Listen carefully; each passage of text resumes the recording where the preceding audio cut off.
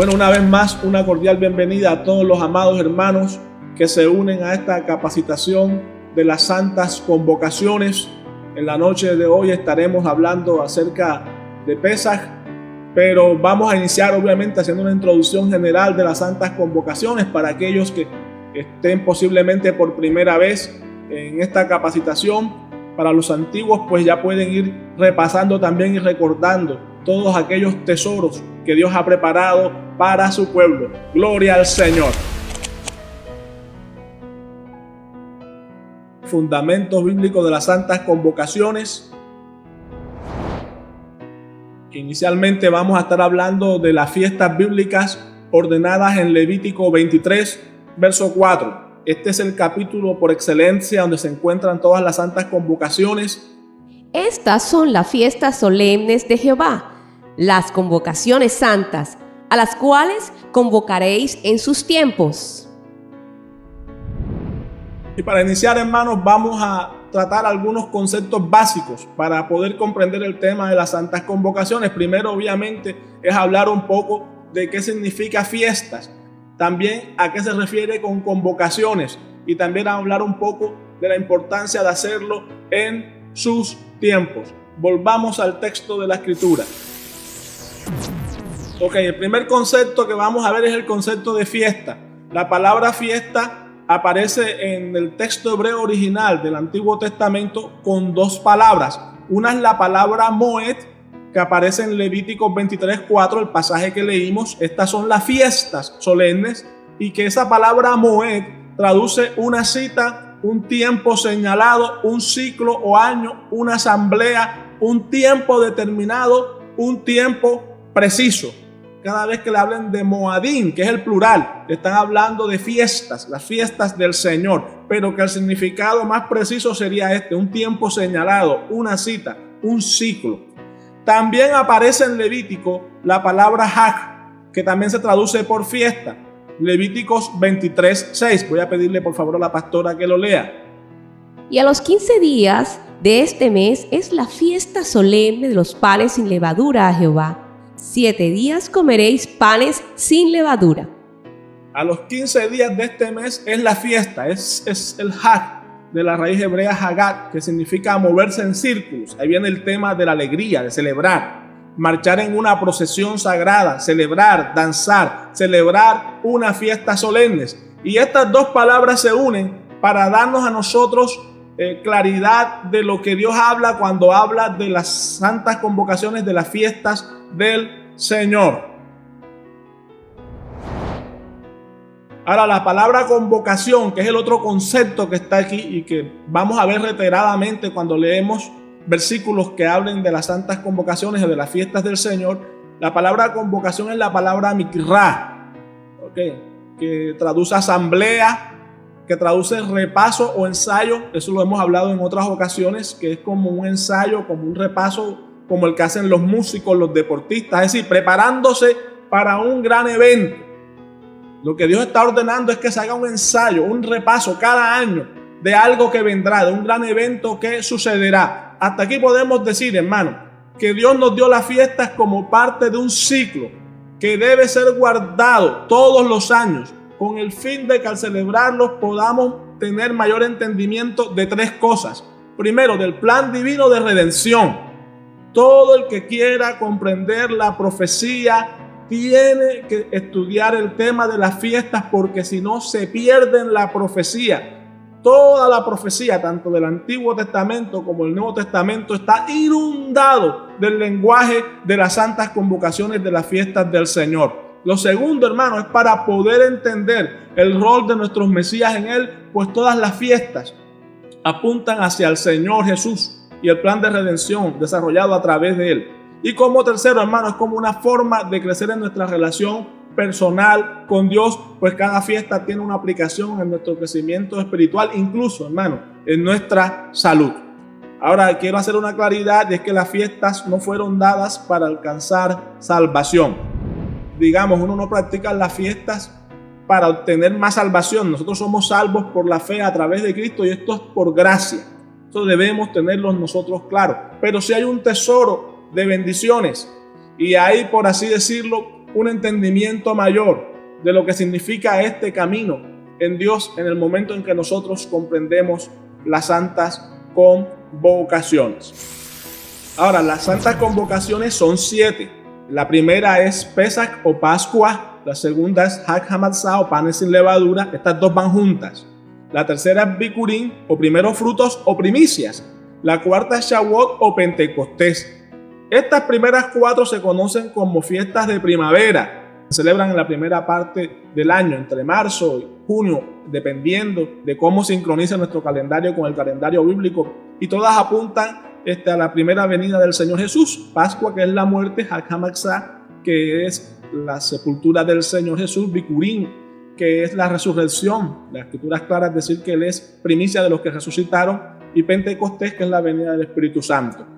Las últimas 3 fiestas, es decir, Yom Teruah, la fiesta de las trompetas; Yom Kippur, el día de expiación; y Sukkot, la fiesta de los tabernáculos, apuntan a la segunda venida del Señor Jesús. El día de las trompetas es el día de la coronación de Él como Rey. El día de expiación es el día del juicio a las naciones. Y la fiesta de los tabernáculos es la entrada del pueblo de Dios al reposo del Señor. Aleluya. No sé si usted se alegra. Gloria al Señor. Ahí están todos los versos que hablan de estas fiestas. Voy a leer solamente Levíticos 23 del 5 al 6 y Levíticos 23 del 10 al 11, que son las que hablan de Pascua, panes sin levadura y primicias, que son las 3 fiestas que ya tenemos la semana entrante. En el mes primero, a los 14 del mes, entre las 2 tardes, Pascua es de Jehová. Y a los 15 días de este mes es la fiesta solemne de los panes sin levadura a Jehová. 7 días comeréis panes sin levadura. Leemos ahora Levíticos 23 del 10 al 11, que habla de la fiesta de las primicias.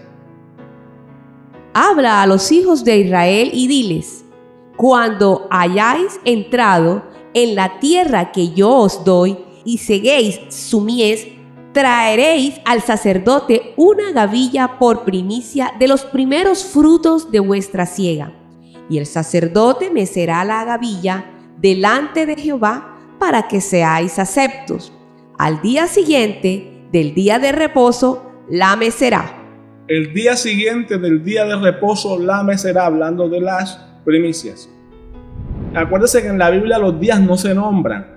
En la Biblia los días se enumeran y se tiene como referencia el sábado, el día de reposo. Entonces la Biblia habla del día antes del día de reposo, el día después del día de reposo, 2 días antes del día de reposo, 2 días después del día de reposo. Entonces las primicias se dice que se mecen es el día después del día de reposo, después de la Pascua. Es decir, celebramos la Pascua, llega el día de reposo, el sábado, y el día siguiente, el domingo, Bikurim.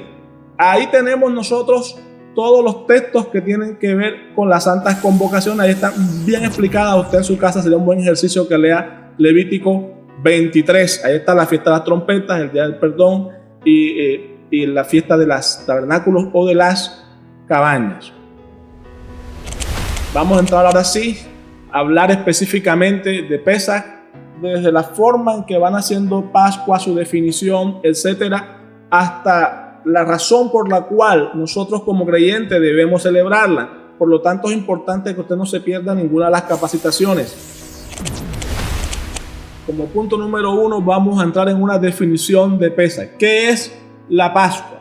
Bueno, la Pascua es la primera de todas las fiestas del calendario bíblico. Cuando Dios instituyó la Pascua, Dios dijo: este será el primero de los meses. Entonces, quedó como la primera fiesta de todo el calendario bíblico. En la Pascua se celebran 3 cosas esencialmente: liberación, es decir, el haber sido liberados del yugo de la esclavitud egipcia, poder salir a tomar posesión de la tierra prometida. No solo quita el yugo, sino que hay una promesa de una vida mejor, de una vida abundante, de reverdecer. Por eso es en primavera, cuando se está renaciendo. Le da salir del yugo de la esclavitud a una tierra prometida, una tierra donde fluye leche y miel. Y lo tercero que se celebra, hermano, es la protección. El haber sido protegido de los castigos que Dios trajo sobre Egipto. Como todos recordaremos, hermanos, el Dios eterno azotó a Egipto con 10 plagas, le llaman, o con 10 castigos. ¿Okay? El último de los cuales fue la muerte de los primogénitos. Entonces el Pesach también se celebra que todos esos castigos que cayeron sobre Egipto no cayeron sobre el pueblo de Dios. En Egipto había tinieblas, en el pueblo de Dios había luz. En Egipto el Nilo se convirtió en sangre, en el pueblo de Dios el agua estaba limpia, hermano. Y Egipto fue castigado, Israel fue librado. Fue protegido. Y acuérdese que cuando llegó la muerte de los primogénitos, lo que lo protegió fue la sangre del Cordero. Gran anticipo profético de lo que haría el Señor Jesús por nosotros. La palabra Pascua proviene de la palabra hebrea Pesach, que significa paso, pasar por encima. Y la razón es que cuando el ángel de la muerte, el ángel que mató a los primogénitos en Egipto, llegaba a las casas de los hebreos y veía la sangre del cordero o del cabrito, saltaba esa casa y no había muerte allí. Pascua no es la celebración. Pascua en sí es el cordero o el cabrito. Cuando usted lee la escritura le va a hablar del sacrificio de Pascua, porque Pascua en sí es el animal, no es la fiesta como tal. Y el animal es un cordero o un cabrito, no un carnero. O sea, cuando Dios da la orden de Pesach, del sacrificio de Pesach, de tomar un animal, Él ordena que sea un cordero o un cabrito, no un carnero. Pastor, ¿por qué está haciendo tanto énfasis en esto? Bueno, hermano, porque últimamente he visto en internet que algunos grupos, incluso algunos se dicen ser cristianos, dan a entender que cuando el pueblo de Israel salió de Egipto, estaba sacrificando a un dios egipcio. El dios del río Nilo. Entonces este dios era un carnero, pero muchos dicen que era un cordero, y son dos cosas bien diferentes. Entonces se dice que por eso Cristo no puede ser el sacrificio de Pascua, porque era una deidad egipcia, etcétera, etcétera, cosa que es, digamos, una confusión, y como la gente casi no revisa, muchos caen en esta trampa. Entonces le dicen, fíjate, el sacrificio de Cristo es una cosa pagana y lo que se está sacrificando es un dios egipcio, etcétera, etcétera, etcétera. Entonces se genera esta confusión, téngalo claro. El dios Canún, creo que era que se llamaba, si no estoy mal, que era el dios del Nilo, que a veces lo ponían con una cabeza de carnero o de cocodrilo. Nada tiene que ver con el sacrificio que Dios le mandó hacer al pueblo de Dios, que era con un cordero o con un cabrito. Y eso nace de grupos que quieren quitarle validez al sacrificio del Señor Jesús como sacrificio de Pesach. Cuando el apóstol Pablo claramente dijo que Él es nuestra Pascua, y cuando Yohanan Hammarbil, Juan el Inmesor, Juan el Bautista dijo claramente, este es el Cordero de Dios que quita el pecado del mundo. Canún es un carnero, es otra cosa diferente. Así es que tengamos cuidado nosotros con esto. Vamos a leer Levíticos 23 del 4 al 5. Le voy a pedir por favor a la pastora que lea este verso. Estas son las fiestas solemnes de Jehová, las convocaciones santas, a las cuales convocaréis en sus tiempos. En el mes primero, a los 14 del mes, entre las 2 tardes, Pascua es de Jehová. Entonces, de este verso podemos hacer 2 preguntas básicas. Primero, ¿quién instituyó la Pascua? Pues obviamente el texto, si usted lo está viendo, el texto claramente dice, estas son las fiestas solemnes de Jehová. Y el final del verso 5 dice, Pascua es de Jehová. Vuelve y hace énfasis. Y lo digo porque existe también la idea, así es como usted lo encuentra en los buscadores de internet, como fiestas judías, como algo judío. Pero en realidad cuando Dios las instituyó fue muy claro, estas fiestas son mías. Ahora que el pueblo judío es el que las ha practicado, el que las ha preservado y que ha hasta cierto punto creado su propia forma de celebrarlas. Pero son fiestas de Jehová y Pascua es de Jehová. Ahora, la segunda pregunta que podemos hacer de ese texto es ¿cuándo se celebraba? Bueno, dice claramente a los 14 del mes, entre las 2 tardes, es decir, al anochecer. Acuérdese que el día bíblico termina al atardecer y comienza al anochecer. Entonces, entre la tarde que finaliza un día y la tarde que comienza el otro día, ahí al atardecer, se celebraba la Pascua, es decir, al final de un día y el comienzo del otro. El 14 del mes primero, el mes de Nisan o el mes de Abib, del mes primero, calendario bíblico, no calendario romano. Estamos hablando de meses bíblicos. Ahora vamos a leer Éxodo 12:24 en la Biblia de las Américas. Y guardaréis esta ceremonia como ordenanza para vosotros y para vuestros hijos para siempre. Y vamos a leer Éxodo 30:10 ahí mismo en la Biblia de las Américas.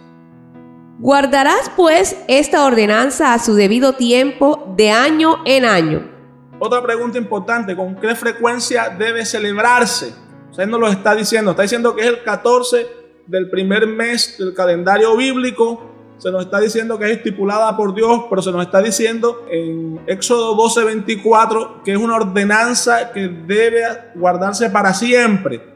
Y en el capítulo 13 de Éxodo, en el verso 10, nos está especificando y diciendo de año en año. Nosotros cada año teníamos que hacer un ciclo de fiesta.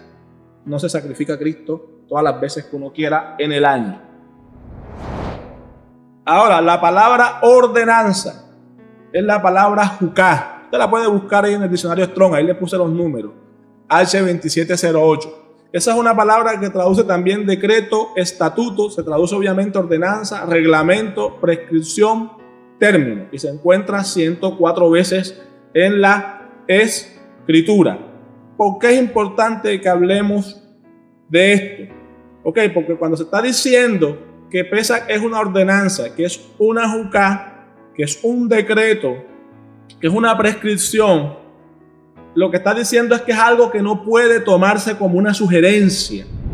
Hay cosas que nosotros a veces podemos hacer a nuestro gusto. Es decir, la Biblia nos habla, por ejemplo, de ayudar al prójimo. Eso usted lo puede hacer de acuerdo a su generosidad, de acuerdo a su corazón, a su manera. Pero cada vez que la Escritura habla de una ordenanza, de una juká, de algo que Dios pone como una juká, primero, hermano, está dicho para que permanezca. Por eso aparece el término al lado para siempre. Para siempre, porque la juká se entiende que es algo que debe permanecer. Es decir, cielo y tierra pasarán, pero mis palabras no pasarán. Es una juká, es un decreto. Como cuando el gobierno saca un decreto. Es decir, no se espera que usted lo tome como algo si usted quiere, y el que lo lanza tampoco está esperando que lo está lanzando como una sugerencia. Es un término, es algo que se lanza. Y Pesach, hermano, es una juká. Esta es la ordenanza de la Pascua. Esta es la ordenanza de la Pascua. Entonces nosotros como creyentes tenemos que ir madurando un poco en ese aspecto, de no pensar que Pesach es como algo que es un evento social y que yo lo hago si me parece, si yo pienso. Igual cada persona puede tomar su decisión y es libre en el Señor, obviamente. Pero digamos que el sentido con el que se lanza, hermano, es que para Dios debe hacerse. O sea, es de carácter de un término, de un decreto. Vamos a seguir leyendo. Y vamos a leer Éxodo 12:43. Y Jehová dijo a Moisés y a Aarón: esta es ordenanza de la Pascua, ningún extraño comerá de ella. Esta es la ordenanza de la Pascua. Una vez más, fíjense el énfasis. Vamos a leer el mismo verso en la traducción de la Torá de 1999. El Eterno les dijo a Moshe, Moisés y a Aarón: este es el decreto de la ofrenda de Pesach. Ninguna persona foránea puede comer de ella. Fíjense que esta versión lo traduce quizás de forma más correcta. Dice: este es el decreto de la ofrenda de la Pascua o de Pesach. Ninguna persona foránea puede comer de ella. Había una pregunta delicada. Y la pregunta delicada es: ¿quién debe celebrar la Pascua? Pesach, hermanos, no es una celebración, digamos, para personas que no tienen la conciencia, la reverencia, el respeto de lo que representan estas celebraciones. Pesach debe ser celebrada por alguien que cree en Dios y en lo que Dios ha dicho y en lo que Dios ha estipulado. Por alguien que cree en la obra de Cristo. El apóstol Pablo en 1 Corintios habla de los que comían sin discernir el cuerpo de Cristo y las consecuencias de lo que sucedió con ellos. Es decir, la persona debe tener claridad respecto a Dios y debe estar en pacto. Debe ser alguien, hermano, que en su vida ha aceptado la obra de Cristo y entiende que la salvación es por medio de Cristo. Porque, ¿cómo lo explico? Pesach es una especie de comida de convenio. Nuestra confesión de fe que hicimos un día, nuestra confianza, nuestro arrepentimiento que trajimos delante de Dios, nuestra relación con Dios, hermano, debe ser clara, debe expresarse en nuestra forma de vida. Y todos deben saber que nosotros tenemos una relación con Dios a través de Cristo. A veces no es fácil comprender, porque la Escritura obviamente toma un poco la mentalidad del Medio Oriente y de la época. Para sentarse a la mesa del Dios eterno, hermano, hay que estar en convenio, hay que estar en pacto, tiene que ser una persona creyente. Una persona incrédula no puede, extraño, no se acercará. En nuestro caso somos personas que estamos en convenio con Dios a través de Cristo. O sea, lo voy a explicar de esta manera, hermanos. Digamos, en la época en que Moisés comienza a registrar la normatividad de esto, el poder sentarse a la mesa de un rey, de una persona dignataria, de una persona, por así decirlo, honorable, sentarse a la mesa de esa persona y poder echar sal a los alimentos, eso no era cualquiera, hermano. Tendría que ser una persona que estuviera en convenio con esa persona, que tuviera ese nivel de acceso. Incluso por eso usted va a ver que la Escritura habla de algunas ofrendas. A la gente le suena como ilógico, irracional, que Dios pide que le echen sal. Pero la razón es esa. Te estás sentando a la mesa del Dios eterno y estás en convenio con Él. Y nosotros entramos en convenio a través de Cristo. Para sentarse a la mesa de Pesach hay que estar en convenio con Dios, porque no será de bendición que la persona tome Pesach y después tenga trato con ídolos, con espíritus inmundos, o que vaya a consultar gente que está en el ocultismo o hechicería o el tarot o adivinación y todas estas cosas en las que va a mostrar un claro menosprecio por Dios y por lo que Dios ha dicho. Eso es una afrenta directa al Dios eterno, y por eso a nosotros nos corresponde aclararle a la persona que si va a tomar Pesach es una persona que está clara quién es su salvación y quién es el Dios verdadero, para que no salga de allí a hacer cosas que no le van a hacer de bendición después. O sea, Dios cuando estableció Pesach dijo: esto es para mi pueblo. Este es un vínculo de relación íntima en la cual ellos me representan a mí. El que se sienta a esta mesa, todo el mundo debe saber que están bajo mi cobertura y que es gente que cree mi palabra. O sea, Dios no quiere excluir a nadie, hermano, pero el que desea entrar en la mesa de Dios, en los beneficios que promete su palabra, necesita tomar un paso, y el paso es Cristo. Usted y yo sabemos eso. Ahora, no force a nadie, esa no es la idea. No force a nadie a tomar Pesach. Una persona que posiblemente no está preparada, instrúyalos. Si alguien quiere tomar Pesach, capacítelos. Haga una oración con esa persona, explíquele. Si la persona no conoce el plan de salvación a través de Cristo, que no espere el día de la Pascua para decirle a esa persona que se reconcilie con Dios. Una persona que de pronto no sabe y no lo ha hecho de maldad, de buena fe, quiere celebrar Pesach, pero no ha tenido la información. Si usted tiene el tiempo, instrúyala, explíquele. Esto no es para excluir a nadie, no es para crear un club de los que son más espirituales, es por el contrario, es para crear mecanismos que nos permitan acercarnos a Dios. Dios quiere que la gente venga y participe, pero Dios obviamente ha mostrado cuál es el mecanismo, cuál es el camino agradable a sus ojos. Pesach es una jukah, es un decreto.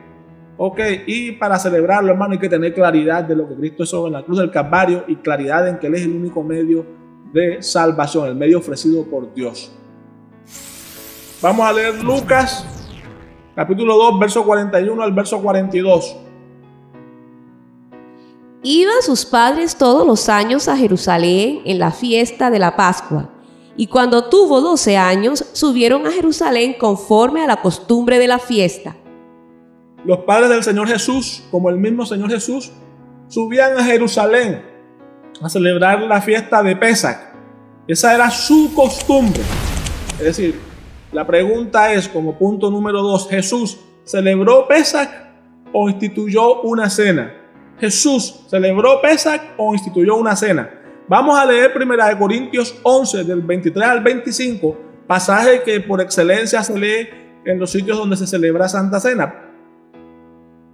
Porque yo recibí del Señor lo que también os he enseñado, que el Señor Jesús, la noche que fue entregado, tomó pan, y habiendo dado gracias, lo partió y dijo: Tomad, comed, esto es mi cuerpo que por vosotros es partido.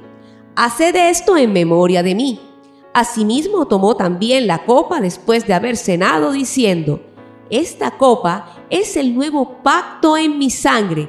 Haced esto todas las veces que la bebiereis en memoria de mí.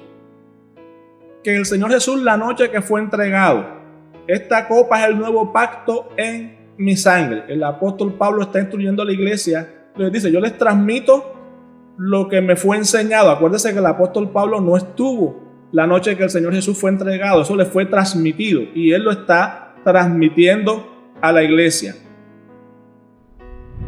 Ahora, para nosotros comprender lo que debemos celebrar, el apóstol Pablo lo está diciendo claramente. Tenemos que ver qué fue lo que sucedió la noche que el Señor Jesús fue entregado. Porque eso es lo que el apóstol Pablo está tratando de decirle a la iglesia que tiene que practicar. Eso es lo que él está practicando aquí en 1 Corintios 11, del 23 al 25. Ok, él dice: la noche que el Señor Jesús fue entregado, hizo esto. Y yo lo estoy haciendo con la iglesia. Y él dejó la ordenanza, dice el apóstol Pablo, de que lo hiciéramos en memoria de él. Entonces nosotros vamos a ir rápidamente a la noche que el Señor Jesús fue entregado para ver qué era lo que pasaba allí, qué era lo que se estaba haciendo esa noche. Vamos rápidamente. El día que el Señor Jesús fue entregado, él y sus discípulos celebraron la Pascua. Eso lo narran todos los evangelios sinópticos, es decir, Mateo, Marcos y Lucas. El que mejor lo narra es Lucas y ese es el que vamos a tomar en la noche de hoy. Voy a pedirle a la pastora que comience leyendo el capítulo 22 de Lucas en el verso 1. Estaba cerca la fiesta de los panes sin levadura que se llama la Pascua. Estaba cerca la fiesta de los panes sin levadura que se llama la Pascua. Aquí tengo el comentario de un escritor confiable, Kreiser. Ya dice: la fiesta judía de la Pascua técnicamente era seguida inmediatamente por la fiesta de los panes sin levadura. Pero ya que los peregrinos hacían un viaje a Jerusalén para celebrar ambas, en el habla popular habían llegado a describirse como una sola entidad. En pocas palabras, cuando hablaban de Pascua se estaban refiriendo tanto a la Pascua como a los panes sin levadura. Eran dos fiestas que se juntaban, que se encontraban. Y la gente cuando hablaba de Pesach sabían que se estaba hablando de los panes sin levadura. Por eso el texto dice: estaba cerca la fiesta de los panes sin levadura, que también se llama la Pascua, porque eran dos fiestas en una. Yo quiero que usted vea este capítulo, porque en este capítulo, que es el capítulo que narra lo que pasó la noche que el Señor Jesús fue entregado, deja súper claro, hermano, que ellos estaban celebrando la Pascua. Vamos a leer Lucas capítulo 22 del verso 7 al verso 8. Llegó el día de los panes sin levadura, en el cual era necesario sacrificar el cordero de la Pascua. Y Jesús envió a Pedro y a Juan diciendo: Id, preparadnos la Pascua para que la comamos. 3 veces que se menciona la Pascua. Para un lector desprevenido, incluso que no sepa nada de la Escritura, que no sea cristiano, le queda súper claro que se está preparando la celebración de la Pascua. Llegó la fiesta de la Pascua, dice el verso 1. Ahora, en el verso 7 y el verso 8, dice que le preguntaron al Señor Jesús dónde preparar la Pascua. Y el Señor Jesús envió a Pedro y a Juan para preparar la Pascua, para comerla. Pero usted va a ver que esto sigue haciendo énfasis mucho en qué es la Pascua. 3 veces se menciona ya la Pascua. Vamos a leer Lucas 22, ahora el verso 9 y el verso 10. Ellos le dijeron: ¿dónde quieres que la preparemos? Él les dijo: he aquí, al entrar en la ciudad, os saldrá al encuentro un hombre que lleva un cántaro de agua. Seguidle hasta la casa donde entrare. Ellos le dijeron: ¿dónde la prepararemos? Y el Señor Jesús les dijo que siguieran a un hombre que llevaba un cántaro de agua. Una señal que puede parecer un poco extraña, pues es algo común, pero no tanto, hermano. El comentario del contexto cultural de la Biblia, el Nuevo Testamento, él explica que los cántaros normalmente eran llevados por mujeres. Ok, que por lo tanto encontrar un hombre cargando un cántaro sería una señal muy clara. Normalmente sería de una comunidad de senios, donde ellos, todo este tipo de cosas eran hechas por hombres, se excluían a las mujeres, y todo lo que eran oficios divinos en las fiestas de Pesaj era hecho por hombres, y las comunidades de ellos básicamente estaban sentadas en los hombres. Entonces, cuando el Señor Jesús le dice: siga un hombre con un cántaro, era una señal clara, porque los cántaros normalmente eran llevados por mujeres dentro de la cultura de la época. Ahora seguimos leyendo Lucas 22 del 11 al 13. Y decid al padre de familia de esa casa: el maestro te dice: ¿dónde está el aposento donde he de comer la Pascua con mis discípulos? Entonces él os mostrará un gran aposento alto ya dispuesto. Preparad allí. Fueron pues y hallaron como les había dicho, y prepararon la Pascua. Otra vez, hermano, es que esto es bastante redundante. Dice que llegaron a la casa del hombre del cántaro y le preguntaron al dueño de la casa, que el Señor Jesús le mandaba a preguntar dónde iba a comer la Pascua con sus discípulos. Y hallaron como les había dicho y prepararon la Pascua. Es decir, si el Señor Jesús en algún momento tenía la idea de abolir esta celebración o de darla por caduca, como dicen algunos, estaba dando muy mal ejemplo, hermano, porque estaba dándole continuidad e instruyendo de cómo hacerla. Pero sigamos leyendo en Lucas 22 del verso 14 al verso 16. Cuando era la hora, se sentó a la mesa y con él los apóstoles, y les dijo: cuánto he deseado comer con vosotros esta Pascua antes que padezca. Porque os digo que no la comeré más hasta que se cumpla en el reino de Dios. Cuánto he deseado comer con vosotros esta Pascua. Esta Pascua. Como usted notará, hermano, eso está demasiado enfático, que la noche que él fue entregado estaban celebrando la Pascua. Y vamos a leer los últimos versos aquí en Lucas 22, del verso 17 al verso 20. Y habiendo tomado la copa, dio gracias y dijo: tomad esto y repartidlo entre vosotros, porque os digo que no beberé más del fruto de la vid hasta que el reino de Dios venga. Y tomó el pan y dio gracias y lo partió y les dio, diciendo: esto es mi cuerpo que por vosotros es dado. Haced esto en memoria de mí. De igual manera, después que hubo cenado, tomó la copa diciendo: esta copa es el nuevo pacto de mi sangre que por vosotros se derrama. Bueno, hermano, creo que para, digamos, hasta el lector más simplista, es claro de que se está celebrando Pesaj, la noche que él fue entregado. Y no solo es claro eso, es claro que la intención es que quede vigente. El Señor Jesús dijo que no volvería a tomar la copa sino hasta cuando Él viniera en el reino. Es decir, está diciendo: cuando venga en el reino la volveré a tomar. ¿Cómo se puede entender entonces que si nosotros damos por finiquitado Pesaj, cómo el Señor Jesús podría cumplir eso? Y no solo eso, sino que le está diciendo a los discípulos: hagan esto en memoria de mí. Los está instruyendo para que la práctica de Pesaj siga. Es claro que es Pesaj y es claro que hay la intención de darle continuidad. En ningún momento se está anulando. Él no está diciendo: esta es mi última Pascua, yo la voy a cumplir y ya no la celebren más, o yo le daré cumplimiento para que así ya quede cerrado este ciclo. Nada de eso. Lo que se está instruyendo es al revés, a que se haga en memoria de Él. Y Él está diciendo: yo mismo la volveré a tomar cuando venga. Qué bendición, hermano, qué bendición. Quiera Dios que allí estemos celebrando Pesaj con nuestro amado Mesías. Qué bueno es nuestro Señor. esa noche se utilizó el orden y los elementos de la Pascua.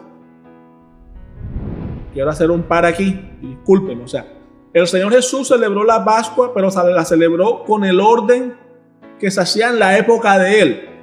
Acuérdense que la Pascua original se celebró en Egipto.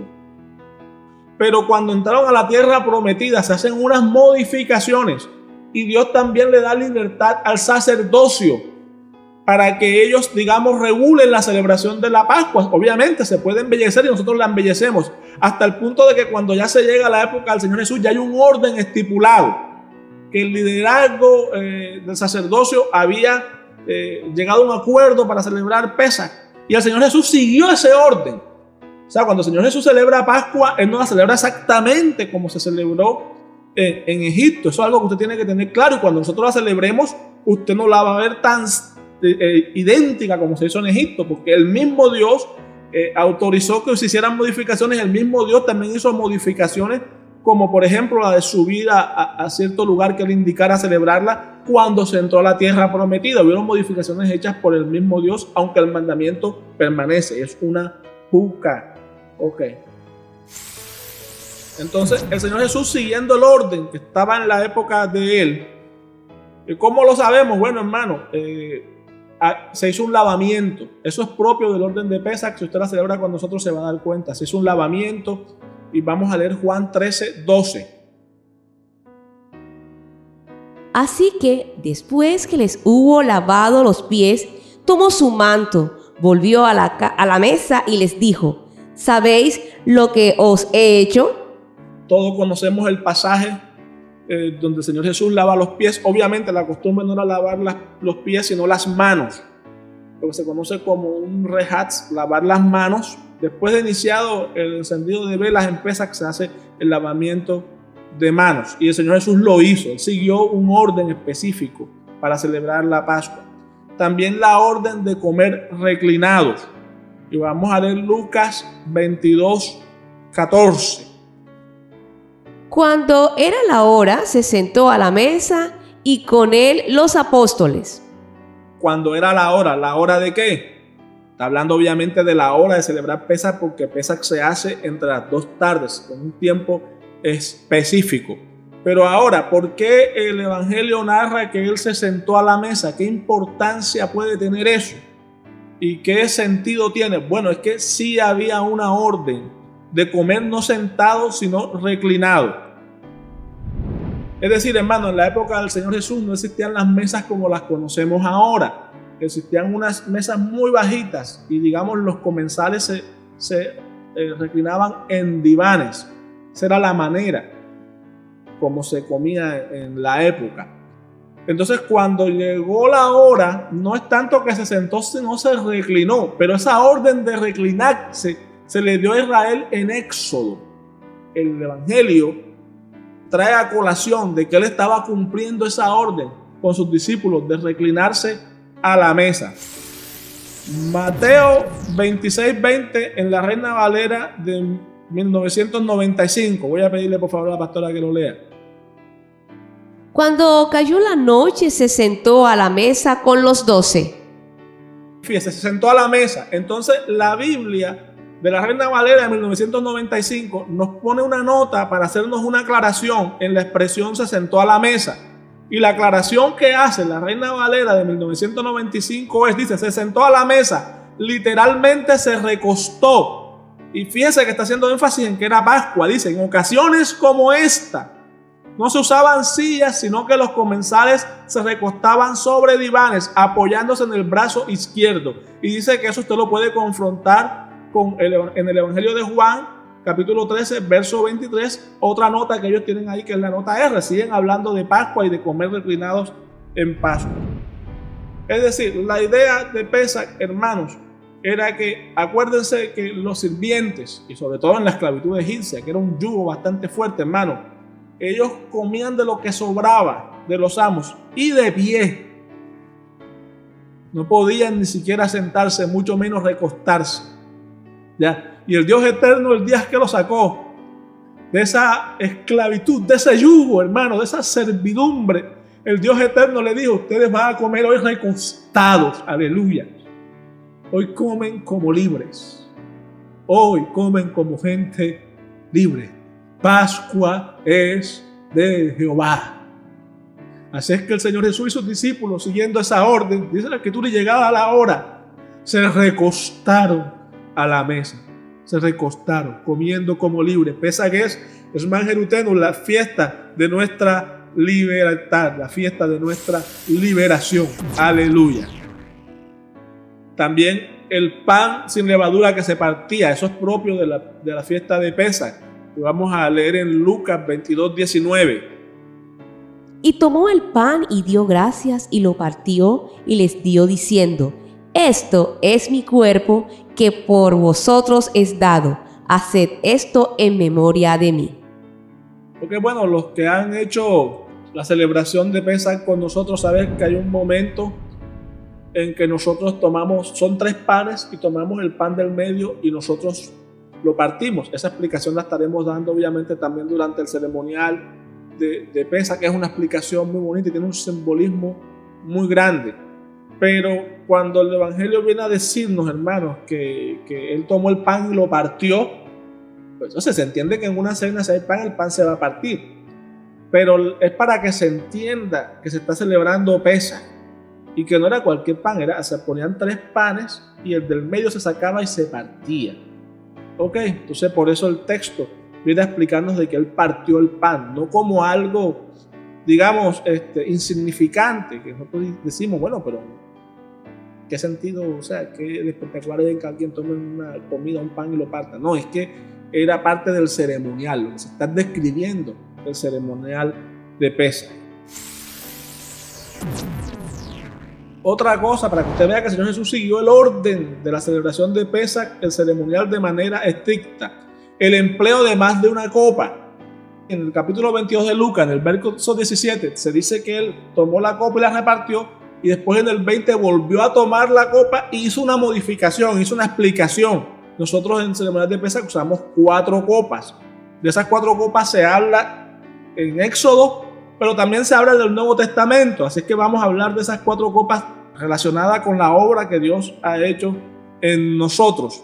Y la primera es la copa de la bendición. Vamos a leer Lucas 22:17, la noche que Él fue entregado. Y habiendo tomado la copa, dio gracias y dijo: tomad esto y repartidlo entre vosotros. Y habiendo tomado la copa, dio gracias. Es decir, que es la copa de inicio, la copa con la que se bendice. También llamada la copa de bendición. De esa copa habla el apóstol Pablo, en lo que algunos llaman la Santa Cena, pero en realidad es Pascua. Primera de Corintios 10:16. La copa de bendición que bendecimos no es la comunión de la sangre de Cristo. El pan que partimos no es la comunión del cuerpo de Cristo. La copa de bendición que bendecimos no es la comunión de la sangre de Cristo, es la copa de bendición, que es la primera. El Señor Jesús lo hizo esa noche. La copa de la adopción, Lucas 22:18, o la copa del reino también se conoce. Porque os digo que no beberé más del fruto de la vid hasta que el reino de Dios venga. Que es una copa simbólica de cuando Dios nos adopte a nosotros como pueblo y cuando venga el reino. Es una copa que se hace como simbolismo de la adopción de Dios por su pueblo. Eso lo dijo Él cuando lo sacó de Egipto: yo los tomaré por pueblo. Entonces se le llamaba la copa del reino, la copa de la adopción. Aparece también en Mateo 26:29. El Señor Jesús está hablando de esta copa y haciendo referencia a ella en el ceremonial de Pesach. La copa de la salvación o la redención, Lucas 22:20. De igual manera, después que hubo cenado, tomó la copa diciendo: esta copa es el nuevo pacto en mi sangre que por vosotros se derrama. Y 1 Corintios 11:25, el apóstol Pablo conecta esto que dijo el Señor Jesús y está diciendo que lo que él está celebrando en 1 Corintios es Pascua. Lo está diciendo porque son las mismas palabras exactas. Mire, 1 Corintios 11:25. Asimismo tomó también la copa después de haber cenado, diciendo: esta copa es el nuevo pacto en mi sangre. Haced esto todas las veces que la bebiereis en memoria de mí. Correcto, está diciendo que el Señor Jesús después de haber cenado, viene la tercera copa. Usted lo va a ver en el ceremonial de la Pascua. Esa copa viene después de haber cenado y Él conecta esa copa con su sangre, que era derramada para redención. Eso se llama la copa de la salvación o de la redención. Y la cuarta, que es la copa de la ira o del juicio. Nosotros la bebemos pensando que Dios nos va a proteger de los juicios que vienen. Aleluya. Lucas 22, 42. Esa es la misma noche que fue entregado cuando Él está en Getsemaní. Él habla de esta copa. Lucas 22, 42. Diciendo: Padre, si quieres pasa de mí esta copa, pero no se haga mi voluntad sino la tuya. Acuérdense, nosotros en el ceremonial de Pesach hablamos de estas cuatro copas. O sea, hablamos de la copa de la bendición, de la copa de la adopción o del reino, hablamos de la copa de la salvación o la redención y de la copa de la ira o del juicio, porque esos fueron también 4 actos de bondad que Dios tuvo con Israel cuando lo sacó de Egipto. ¿Qué otra cosa pasó esa noche que nos dice claramente que el Señor Jesús estaba celebrando Pesach? Bueno, el empleo de jarosek o mezcla para mojar el pan. Marcos 14, 20. Él respondiendo les dijo: es uno de los 12, el que moja conmigo en el plato. Esto era, hermanos, cuando Él está hablando de que iba a ser entregado. Los discípulos están preguntando: ¿seré yo? Y entonces Él evidencia que es Judas, dice: el que moja conmigo el plato. En otras ocasiones hemos hablado de esto. Dijimos que se sabía que la tradición era que el mayor mojara el plato con el que estaba presidiendo Pesach. De eso sacamos la conclusión de que Judas pues era el más viejo, el mayor en edad, digámoslo así, y desafortunadamente, a pesar de su edad, era el más codicioso, a pesar de tener tanta experiencia de la vida y de sus años. Fue el que más fácil cayó en traicionar al Señor Jesús. Contrariamente, Juan, quizás el más joven, estuvo con él fiel, estuvo con la madre del Señor Jesús en la cruz. Pero deja claro el pasaje de que se mojaba el pan. Ok, en Pesach se moja el pan, por lo tanto vamos descartando que la celebración de esa noche era solamente pan y vino, porque uno dice: no, nada más habla del pan y el vino. No, también habla del jarosek. Claramente dijo: el que moja conmigo el pan. Si no se hace así, algo está faltando. Y también el finalizar con cánticos de alabanza. Pesach terminaba con cánticos de alabanza. Nosotros todos los años también cuando celebramos lo hacemos. Ese es un orden al que se llegó. Marcos 14, 26. Cuando hubieron cantado el himno, salieron al monte de los olivos. Sale de la celebración de Pesach a hacer la vigilia en el monte de los olivos, pero dice que después que hubieron cantado el himno. Lo mismo repite exactamente Mateo 26, 30. Era costumbre a veces usar una quinta copa que se llamaba la copa de Elías, pero esa era una copa que se usaba como una especie de recordatorio, como diciendo: estamos esperando que venga Mesías. Y ellos, cuando bebían esa copa, decían: será el próximo año en Jerusalén con el Mesías. Pero estando el Señor Jesús ahí, hermano, obviamente la copa de Elías no era necesaria. Gloria al Señor, el Mesías estaba en medio de ellos. Otra cosa que nos dice que la noche que fue entregado estaba celebrando Pascua, es que la evidencia es abrumadora, hermano. Es que esa noche se hacía una vigilia. Es el único pasaje en la Biblia en el que la vigilia se ordena. Cuando hacemos vigilia tenemos que saber que la única orden como tal de hacer vigilia, literalmente, sí, pasar la noche en vela, es la noche de Pesach. Creer en la vigilia sin creer en Pesach es algo extraño, porque la única orden relacionada con la vigilia tiene que ver precisamente con una orden que se dio en Pesach. Vamos a leer Éxodo 12:42 en la Biblia de las Américas. Esta es noche de vigilia para el Señor, por haberlo sacado de la tierra de Egipto. Esta noche es para el Señor, para ser guardada por todos los hijos de Israel, por todas sus generaciones. Y Marcos 14, del 32 al 34, la Biblia de las Américas. Y llegaron a un lugar que se llama Getsemaní, y dijo a sus discípulos: sentaos aquí hasta que yo haya orado. Y tomó consigo a Pedro, a Jacobo y a Juan, y comenzó a afligirse y a angustiarse mucho. Y les dijo: mi alma está muy afligida hasta el punto de la muerte. Quedaos aquí y velad.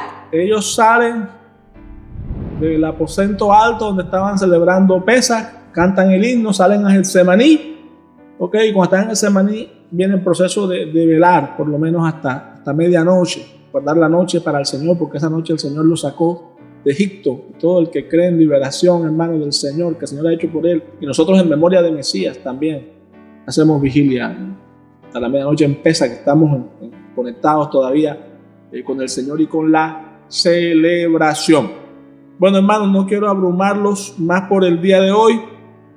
La próxima cita estaremos hablando de qué fue lo que pasó, o sea, cómo esto, que claramente es la celebración de la Pascua, que el Señor Jesús claramente está dando un ejemplo de celebrar Pesaj, llegó a transformarse en la Santa Cena, llegó a transformarse en la comunión, llegó a transformarse en tantas cosas que se han convertido en teologías. ¿Y por qué la iglesia debe restaurar esto y debe hacerlo de la manera correcta como fuimos instruidos por el Señor Jesús?